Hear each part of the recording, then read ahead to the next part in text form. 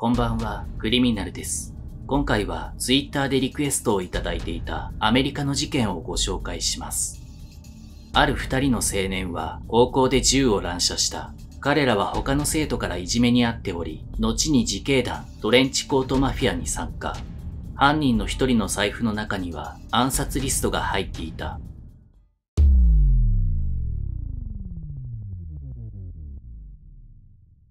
エリック・ハリスは1981年4月9日、カンザス州ウィチタで生まれた。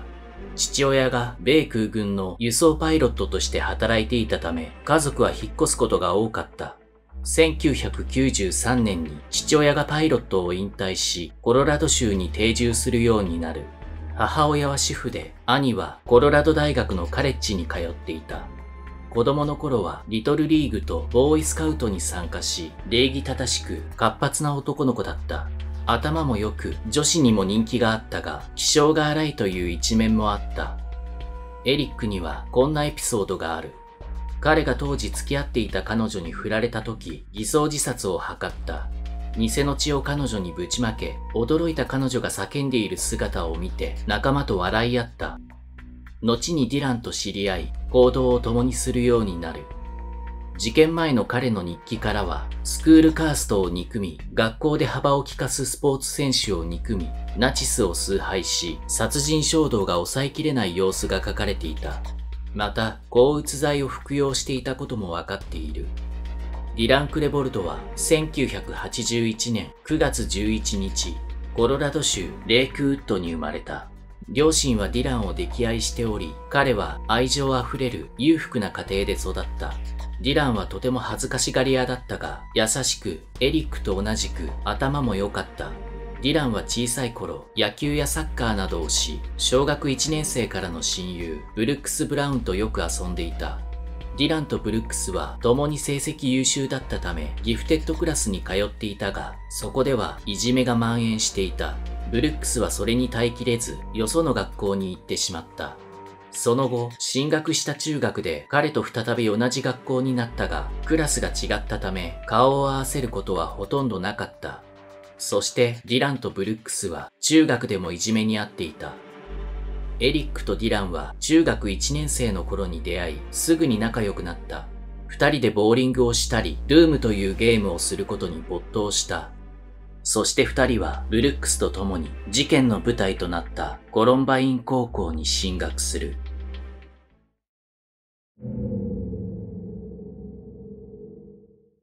コロンバイン高校はスポーツに力を入れている学校で、特にアメフト部員は学校から優遇されていた。エリックとディランは学業の成績は良かったが、いわゆるインドア派で社交性も低く、インターネットに没頭していた。スポーツができる学生がこの学校では幅を利かしており、エリックとディランはいじめの標的となってしまった。このスクールカーストの最上位がジョックと呼ばれ、エリックとディランは最下層に位置していた。このことにエリックとディランは納得がいっていなかった。彼らの日記にはこのスクールカーストについて憤る内容が書かれている。いじめの内容は暴力を振るわれたり、差別的に罵倒される。ケチャップをかけられたり、食べ物や空き瓶を投げつけられる、ロッカーに押し込まれるなど、このひどいいじめは学校内で頻繁に行われていた。他のクラスメートもいじめの現場を目撃していたが、誰も助けようとしなかった。実際に彼らがいじめに遭っている映像が残っている。これは映画作りをしていた彼らが撮影していた映像で、ディランがカメラを回している。廊下を歩いている時、前方からアメフト部員たちがやってくる。するとエリックはまずいという感じで頭を下げる。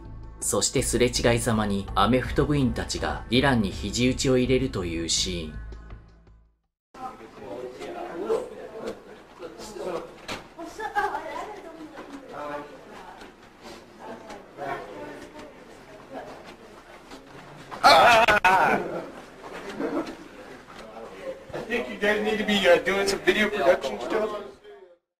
エリックとディランは教師にも相談したが対応してもらえなかった。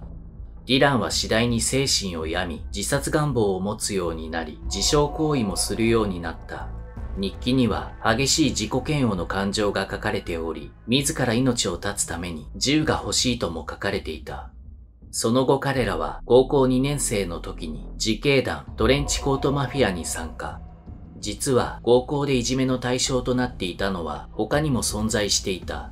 そうした生徒の一部が結成した自警団がトレンチコートマフィア。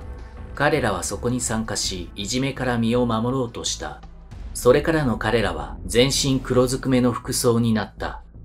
その後彼らは学校の行事に向けある映画を制作した。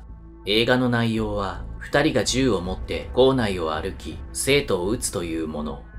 ただ内容が暴力的だとして結局上映が禁じられた。またこの頃エリックはショットガンで人々を撃つというテーマで小説を書いていた。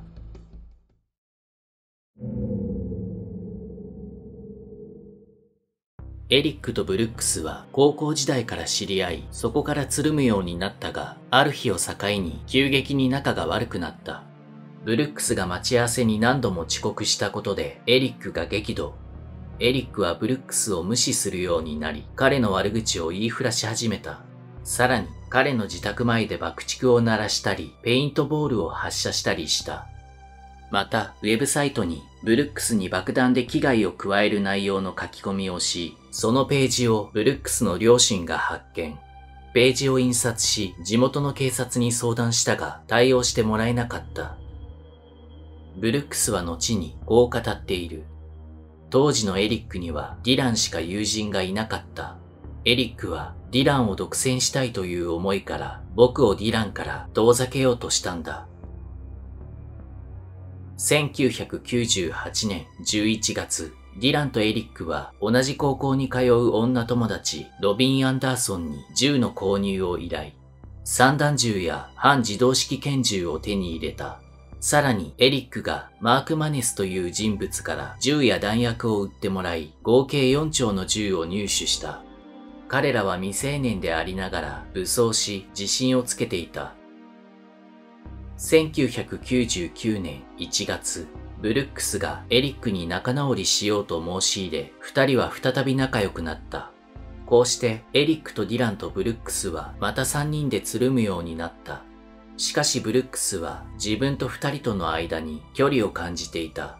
この頃、エリックとディランの絆は非常に強いものになっていた。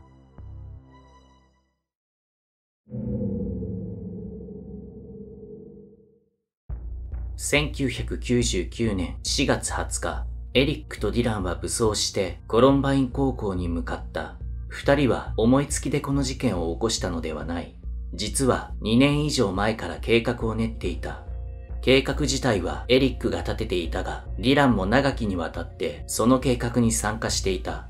エリックの部屋で計画を立て、爆弾の製造方法も調べていた。そして多くの生徒たちで賑わう昼時のカフェテリアを爆破するという残虐な構想を持ち、車を走らせた。ディランが母に残した最後の言葉は、行ってきます。そして黒いトレンチコートを着たエリックとディランがコロンバイン高校に到着。エリックとディランが駐車場でタバコを吸っていると、テストを終えたブルックスがやってきた。ブルックスが、どうしたの？テストは終わったよ。と言うと、エリックはブルックスを見て、俺はお前のことが嫌いじゃない。ここから離れて家に帰れ。と言った。ブルックスは言う通りにした。そして二人は一回カフェテリアに入り、二つのバッグを置いた。バッグにはそれぞれ20ポンドのプロパン爆弾が入っており、それは11時17分に爆発するようにセットされていた。当初の計画では、まずカフェテリアで爆弾を炸裂させ、そこから逃げてきた人たちを銃撃する予定だった。彼らが製造した爆弾はカフェテリアのすべてを破壊し、2階の図書館をも崩壊させる威力を持っていた。二人は車に戻り、車内で爆弾の炸裂を待ったが、爆弾は炸裂しなかった。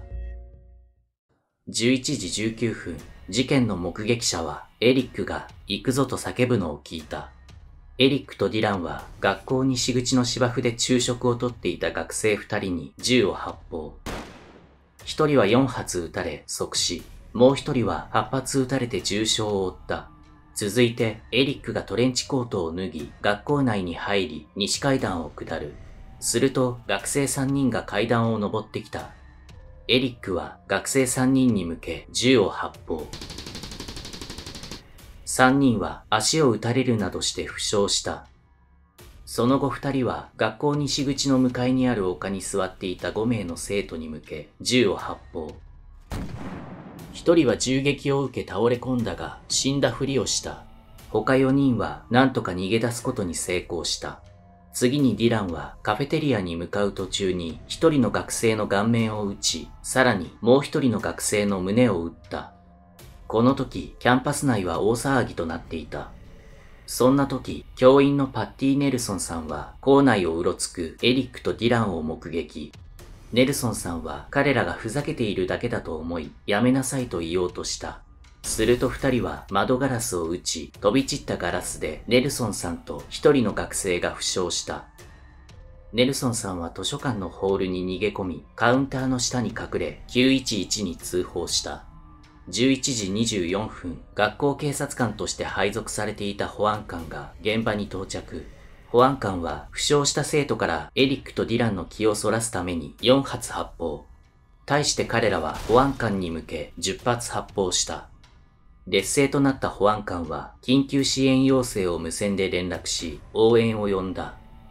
次に2人は通りすがった学生たちに発砲しながら図書館へ向かった。彼らは爆弾を図書館通路に放り込み、ロッカーの一部を破壊。11時29分、彼らは図書館に入った。中には52人の学生、2人の教師、2人の図書館スタッフが隠れていた。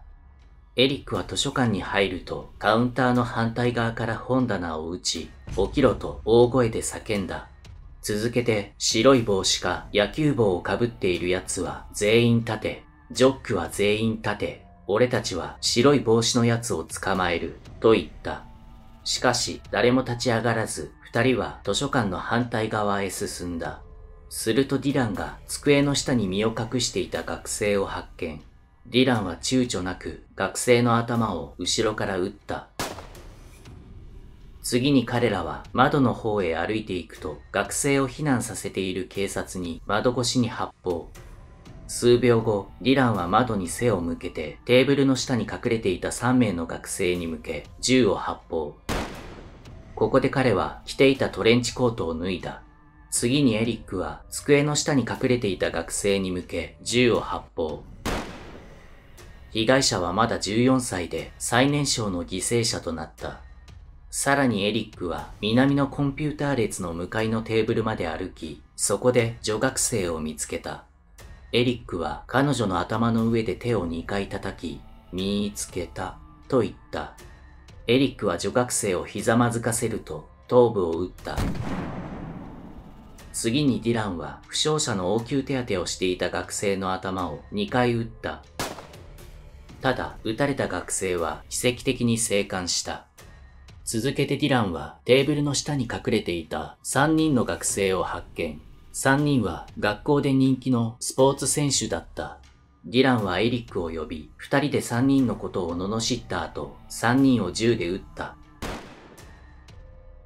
2人が死亡し、1人は死んだふりをしたため助かった。次にエリックとディランは本棚とテーブルの周りを歩きながら発砲し、2人が負傷、1人が死亡した。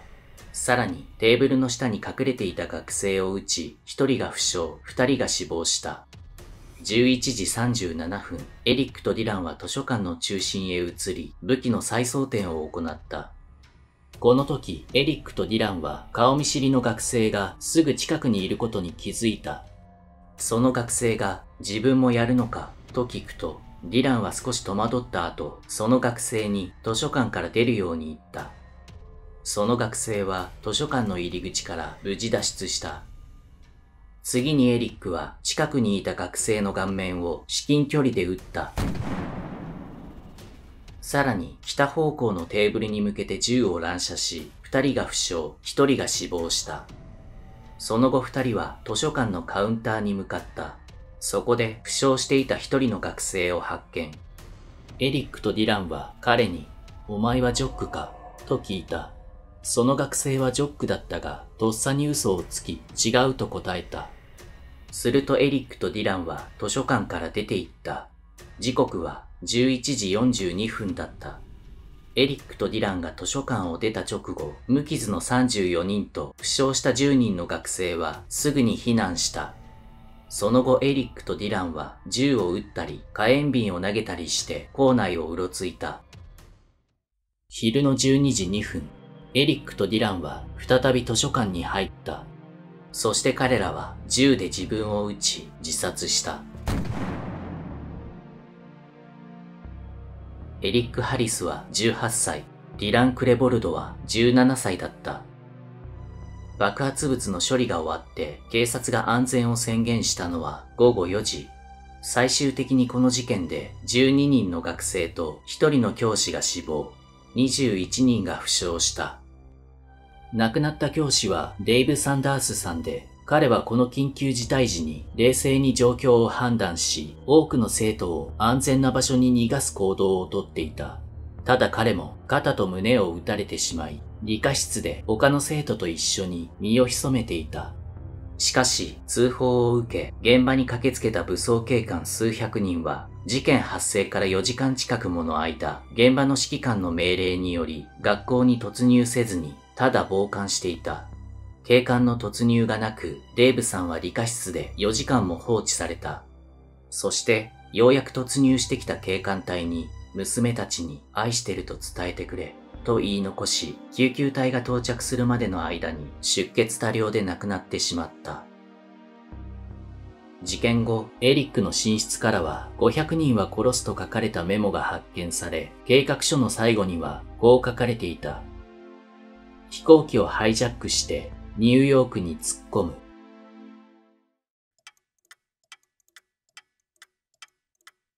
コロンバイン高校で銃を乱射したエリックとディラン。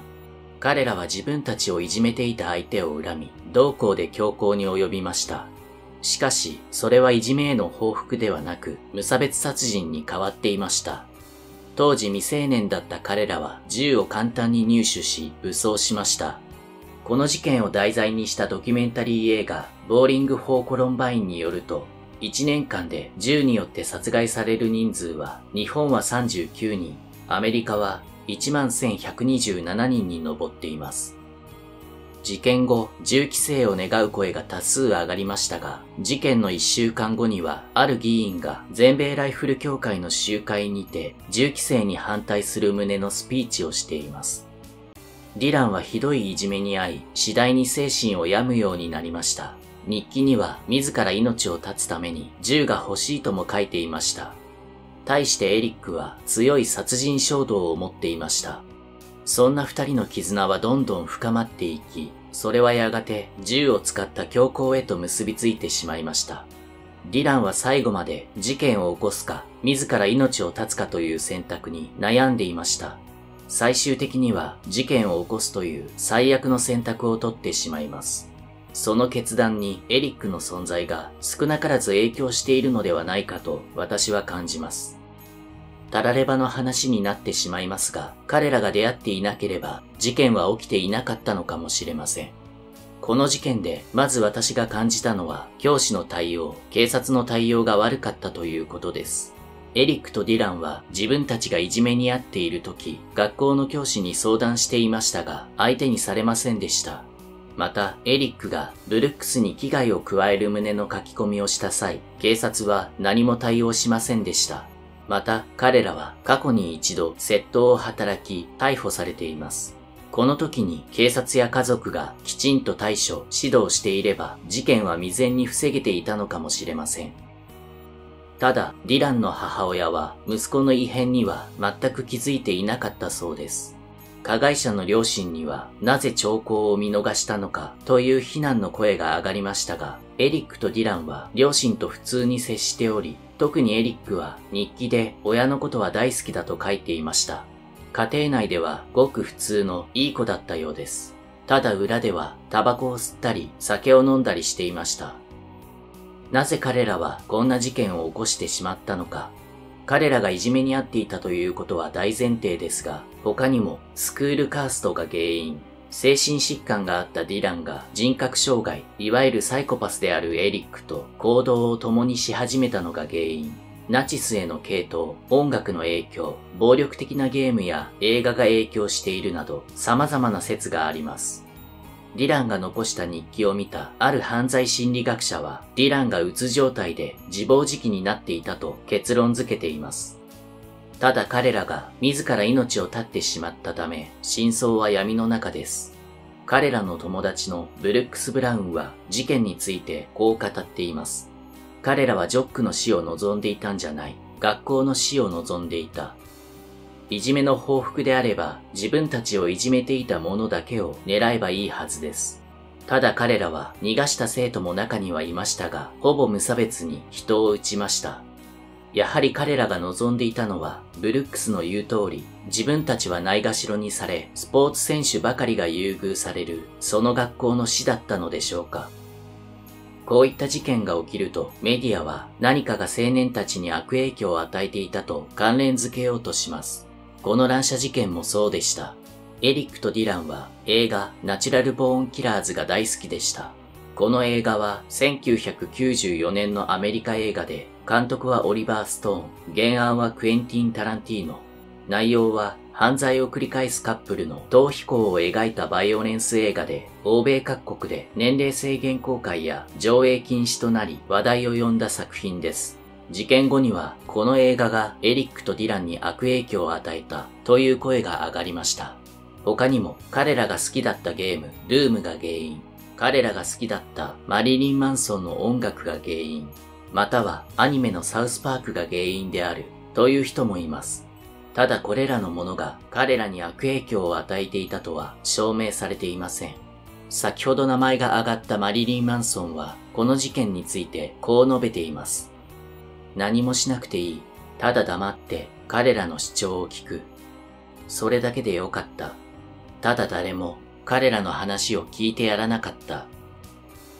この事件以降、アメリカの学校では銃乱射事件を想定した避難訓練を定期的に行うようになった。新学期を迎えると、まず避難経路や身を隠す場所を教える学校もある。そして、このような大きな事件が起きると、それを模倣する者が現れる。2019年4月20日、この銃乱射事件と同じ日に、同じような事件を起こそうと企んだ女性がショットガンを購入したことが分かった。この影響により、コロンバイン高校を含め、辺り一帯の施設が閉鎖される事態となった。ただその女は実行に移すことなく、車の中で自ら命を絶った。事件の後、コロンバイン高校の近くの教会の庭に、慰霊でこの事件で亡くなった方たちの木が植えられました。そこにはエリックとディランの木も植えられました。ただ、エリックとディランの木は、被害者遺族によってすぐに伐採されています。